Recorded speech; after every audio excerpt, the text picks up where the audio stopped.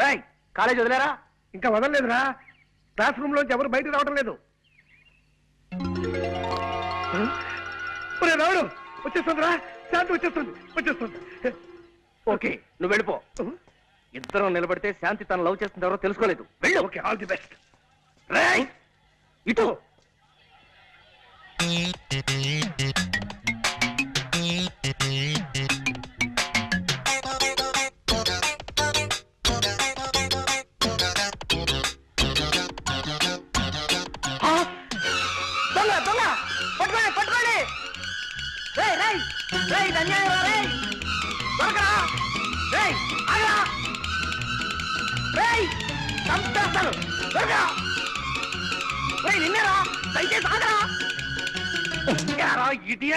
నా పరిస్థితులు పారిపోతావా దొంగ రాస్కెల్?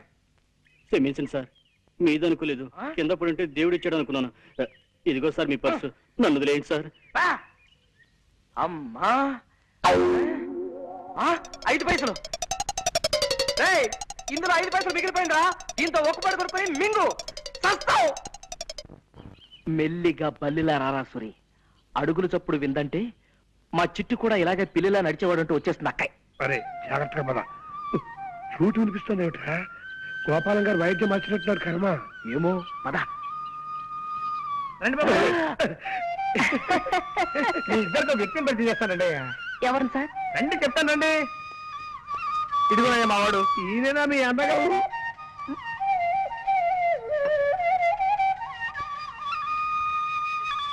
మా అన్నయ్య అని అడుగుతున్నారా? కాదయ్యా బాబు, గురువు గారు కాదయ్యా. ఇతను నా చిరకాల మిత్రుడు ప్రపంచం రాజారావు అని హరిప్రసాద్ చౌరాసే దగ్గర కొంతకాలం వేడుదనం నేర్చుకున్నాడు. ఎలా వాయిస్తున్నాడు మా వాడు? బాగా వాయించడం లేదా? మాట్లాడరేంటి? అదే ఎందుకు మాట్లాడటం లేదని అడుగుతున్నాను.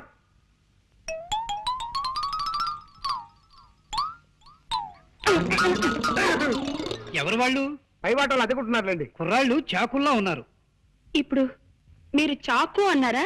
అవునమ్మా, చాకుల్లా ఉన్నారు అన్నాను. ఏం తప్పనానా?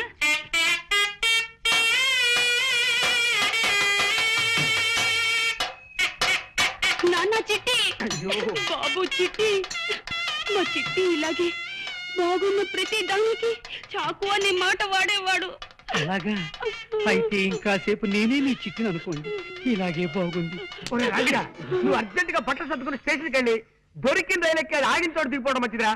వెళ్ళు. చంపేస్తాను రే. చిట్టి బాబు. చిట్టి బాబు, నీకు కనపడిన ప్రతి అడ్డగాడిదా చిట్టే. ఎంత బాగుందో. అయ్యో అయ్యో అయ్యో. ఒరే సూరిగా, కాలేజ్ వదిలే టైం అయింది. ఇంక నువ్వు వెళ్ళిపోరా.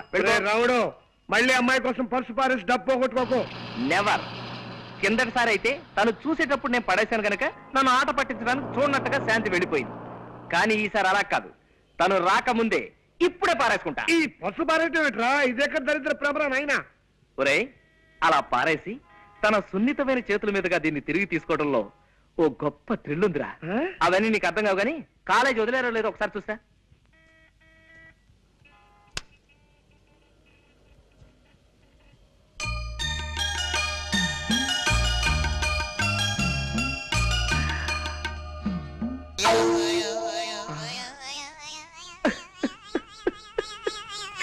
పర్సు కింద పడిపోయింది బాబు. కింద. థ్యాంక్స్ అమ్మా, చాలా థ్యాంక్స్. నువ్వు 40 సంవత్సరాల క్రితం ఈ పని చేసుంటే నాలాంటి వాళ్ళు ఎవరైనా సంతోషించుండేవారు. మంచిదమ్మా, వెళ్ళరా తల్లి. ఎరా వదిలేశారా? లేదురా, మూసేశారు. ఈ కాలేజీకి నిన్ననే లాస్ట్ వర్క్ డేట. ఇవాళ నుంచి సెలవులు. ఇలా చెప్పా పెట్టకుండా ఆడపిల్లల కాలేజీకి సెలవులు ఇచ్చేస్తే మగపిల్లలంతా ఎంత బాధపడతారా? ఆ మాత్రం సెన్స్ లేదే ఆ ప్రిన్సిపాల్ కి. చా చా చా చా చా. అవును, శాంతి ఇల్లు ఎక్కడరా? పాండి బజార్ పెడదాం పదా. అక్కడ ఉంటుందా? అక్కడ చిలక దోషం చెప్పేవాళ్ళు ఉంటారు, వాళ్ళని అడిగి తెలుసుకుందాం. నీకు తెలియదు అన్నమాట. ఎలారా ఇప్పుడు? సెలవులు ఇచ్చారంటే 4 రోజుల దాకా శాంతి కాలేజీకి రాదు. ఈ లోపు తన కలుసుకుందామంటే తన అడ్రస్ మనకు తెలియదు. ఇప్పుడు ఎలా సార్? ఏమన్నా పారేసుకుంటే త్వరగా పారేసుకోండి సార్. మళ్ళీ మార్నింగ్ షో టైంకి సినిమా హాల్కి వెళ్ళాలా? టైం అవుతుంది. చూద్దాం. రా తీసుకో, పారేసుకున్నా తీసుకో. చంపుతాను రాస్కల్. అద్దె గడుతున్న ఇంట్లోకి ఇలా కనప దొంగలా దొరపట్టు కర్మ. ఏం మాట్లాడకుండా రా చెప్తాను. ఎలా కొలాగా మనం వెళ్ళి గదిలో పడిపోతే అదే 10,000. పట్టుకో. జాగ్రత్త బాబు, పాతనిచ్చిన కాస్త జాగ్రత్త ఎక్కండి. చూడండి అక్కయ్య గారు, స్ట్రైట్ గా ఒక క్వశ్చన్ అడుగుతాను, డైరెక్ట్ గా జవాబు చెప్పాలి. మీ చిట్టు కూడా ఇలాగే నిచ్చినెక్కేవాడా? అమ్మయ్య బతికావు. ఆవిడ చిట్టు గుర్తొచ్చినప్పుడు త్వరగా ఎక్కేనే రాడు. జాగ్రత్తగా రండి, జాగ్రత్త, మెల్లిగా రండి. ఆ సౌండ్ ఏమిటి అక్కయ్య గారు? కింద ఎవరైనా ఎనబీరువాలు జరుగుతున్నారా? కాదురా, 25 నుంచి తెరవని పాత కిటికీలు తెలుస్తున్నారు పాప. ఓహో, కాదు బాబు, ఆయన స్నేహితుడి దగ్గర నుంచి ఫ్లూట్ లాక్కున్నారు, అది ప్రాక్టీస్ చేస్తున్నారు. అలాగా? వాయులేని హింస అయిపోయింది. ఇక వేణుగాన ధ్వంసం అన్నమాట. అవును, చక్కటి మెట్లుండగా ఇలా నిచ్చెనెక్కొచ్చారేమిటి బాబు? అంటే అది- అది రోజు మెట్లెక్కి వస్తున్నాం కదా అక్కయ్య గారు, ఇవాళ కాస్త వెరైటీ ఏమన్నారు? వెరైటీ కోసమా?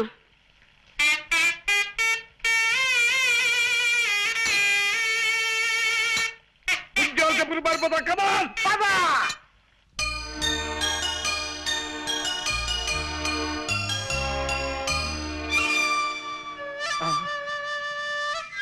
వాయిస్తున్నాడు రా. మరే ఫ్లూట్ వాయిస్తున్నాడు. నోటితో ఫ్లూట్ ని, ఆ శబ్దంతో మనల్ని వాయిస్తున్నాడు రా. పిల్లి దగ్గినట్టు, నల్లి తుమ్మినట్టు ఫ్లూట్ వాయించటం వాడు ఒక్కడికే సాధ్యం రా. కళ్ళకి రెప్పలు పెట్టినట్టు చెవులకి మూతలు కూడా పెడితే బాగుండేదిరా ఆ దేవుడు.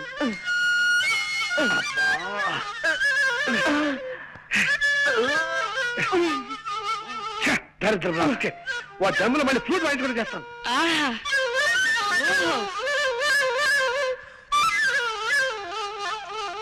అబ్బో అబ్బో అబ్బో, ఏ అద్భుతంగా వాయిస్తున్నారండి. ప్రపంచంలో ఇంతవరకు ఈ టైప్ లో ఎవ్వరూ వాయించలేదు. కనవండి, ఏదప్పుడు వాయించండి. ఏ గొప్ప సంగతి అండి. భోపాల్ గ్యాస్ ప్రమాదం దీని ముందు ఎంత. ఆఫ్టర్ బాగుంది, చంపేయండి, నరికేయండి అంతే. ఇది మరీ గొప్ప సంగతి అండి. రష్యాలో వచ్చిన భూకంపం దీని ముందు బలాదు. బలి తీసుకోండి అంతే. ఇది మరీ అద్భుతం. కనిష్ట విమాన పథకం దీనిలో పొందాం అంతే. కరవండి, నరమేత కరవండి. ఆహా, చాలా థ్యాంక్స్ నాయనా. ఇలా కళని మెచ్చుకునే రసికుడు ఒక్కరిద్దరైనా మా కళాకార జీవితాలు ధన్యమైనట్టే. కొద్దిగా ఆయాసం వస్తుంది, కాస్తంత ఊపిరి పీల్చుకొని మళ్ళీ విజృంభిస్తా. కొంచెం టైమింగ్. ఆయాసం వస్తుందా? మీకేమైనా లైట్ గా ఉబ్బసం వ్యాధి ఉందా? కొంచెం ఉండేది నాయనా. ఏ పాప, మిమ్మల్ని ఆ కృష్ణుడే కాపాడాలి. అదేమిటి బాబు అలా అన్నావేమిటి? ఫ్లూట్ కి లింక్ ఉన్న దేవుడు కాబట్టి ఆయనే కాపాడాలి గాని లేకపోతే చాలా కష్టం అక్కయ్యారు. కష్టం ఏమిటయ్యా? ఏ విషయంలో? మా తాతగారు తమ్ముడు ఒక ఆయనకి ఉబ్బసం వ్యాధి ఉందండి. అది ఆయన కేర్ చేయకుండా మీ అంత అందంగా కాదనుకోండి, ఏదో సాధారణంగా ఫ్లూట్ వాయిస్తూ ఉండేవాడు. అలా వాయిస్తూ ఉండగా ఫ్లూట్ కొట్ట ఉందండి. ఉంది. దీనికి రంధ్రాలు ఉన్నాయండి. ఈ రంధ్రాల ద్వారా ప్రాణాలు చెప్పకుండా గాల్లో కలిసిపోయాయి. ఏమండి, వద్దండి, ఈ ఫ్లూట్ మాత్రం ముట్టుకోకండి. నా పసుపు కుక్కలు 10 కాలాల పాటు నిలిచేలా చూడండి. ఏమండి?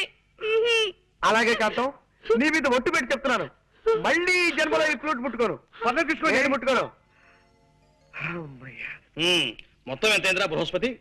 36 పచార్లు, 23 చిన్న నిట్టూర్పులు, 16 పెద్ద నిట్టూర్పులు ఉన్నాయా? ఊరి నీ మొహం ఇచ్చా, ఇందాక నుంచి నువ్వు రాస్తుంది నా పచాల లెక్క. రే, నువ్వు బృహస్పతివి కాదురా, వాసన కొట్టే వనస్పతివి, అక్షర జ్ఞానం లేని వాచస్పతివి. నేను అడిగింది ధాన్యం బస్తాల లెక్క. జీతం 340 బస్తాలండి. బస్సు వచ్చే టైమే అరగంట దాటింది. అబ్బాయి ఇంకా ఇంటికి రాలేదే? ఏం మాట్లాడమే? ఏం మాట్లాడితే తమరు శివకాశి చిచ్చుబుడ్లా మండిపడతారో తెలియక మౌనం వహించానండి. సంతోషించాలే. అడుగు, మాటలోనే వచ్చేస్తున్నాడు మా వాడు. రారా రావుడు, ఇదేనా రావడం? కాదు, ఓ వారం రోజుల క్రితమే వచ్చి బస్ స్టాండ్ లో అడుక్కు తింటున్నాను. అదే మాట బడుద్దాయని.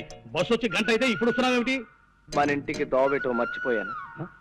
పుట్టిన ఊళ్ళో సొంత ఇంటికి దోమ మర్చిపోయావా? ఇది ఎక్కడ చూచను రా. అప్పుడప్పుడు నేను అలా మర్చిపోతూ ఉంటాను మామయ్య. మామయ్య, రే రే, నేను నీ కన్న తండ్రిని రా. చూసావా తాతయ్య, అది కూడా మర్చిపోయాను. మానసికమైన కొన్ని బాధల్లో ఉండటం చేత మరుపు వచ్చేసింది. బాధలా? నెల తిరిగేసరికి నేను నీకు బిళ్ళ కుడుము లాంటి 1000 రూపాయలు ఎంబో పంపిస్తుంటే ఇంకా నీకు బాధ ఏమిటా పిండాకుడు? ఉంటాయి. ఎదిగిన కొడుకు అంతగా ఎదగని తండ్రికి చెప్పుకోలేని బాధలు కొన్ని ఉంటాయి. ఒరే ఇల్లు ఇటు. చూసావా బాబాయ్, అది కూడా మర్చిపోయాను. నమస్కారం బాబు గారు. బాగున్నావా షడ్ర కూడా? ఒరే బృహస్పతి, ఎదిగిన కొడుకు తండ్రికి చెప్పుకోలేని బాధలు ఏముంటారా?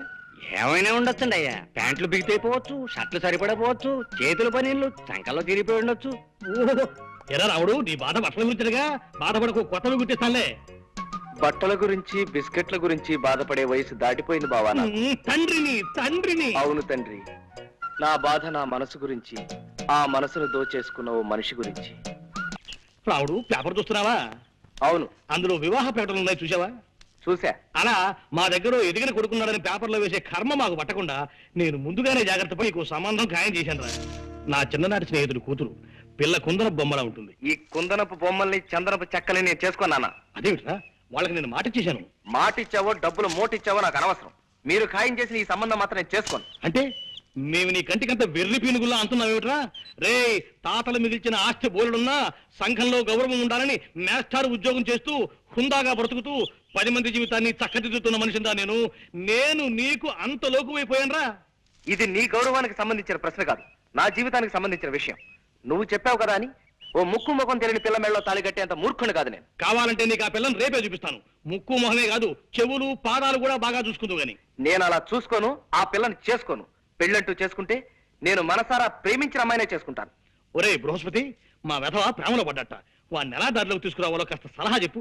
వెంటనే అబ్బాయి గారికి ఆయన ప్రేమించిన అమ్మాయిని ఇచ్చి పెళ్లి చేసేయండి అయ్యా, తిక్క కుదురుతుంది. చంపుతా కుంకాక్షి. అయినా నీ సలహా విని బాగుపడ్డవాడేవాళ్లే. అంత మాట అనకండి అయ్యా. నిన్ననే మా ఆవిడ నా సలహా వింది, పాటించి బాగుపడింది. ఏమిటా సలహా? మీనాక్షి, ఎలాగూ రోజు వంట నేనే చేస్తున్నాను కదా, ఈ 4 గిన్నెలు తోవడానికి పని మనిషి ఎందుకు దండగా, ఆ గిన్నెలు నేనే తోవేస్తాను, పని మనిషిని మాన్పించేసి అని సలహా ఇచ్చాను. ఆహా. వెంటనే నా సలహా మెచ్చేసుకుని తక్కువ పాటించేసింది. ఒరే, నువ్వు అంట్ల వెధవురా, తోవుకో, అంట్లు తోవుకో, నీ గతంటే వెధవా అని.